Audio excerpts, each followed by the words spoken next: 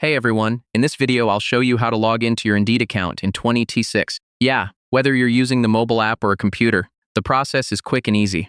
First, open the Indeed app on your phone or visit the official Indeed website in your browser. Once the homepage loads, tap or click the Sign In option near the top of the screen. Next, enter the email address connected to your Indeed account and type in your password.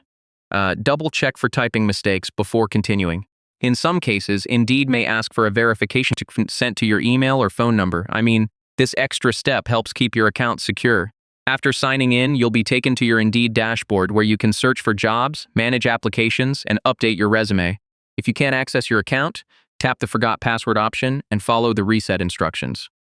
Yeah, you should also make sure your internet connection is stable and the app is updated.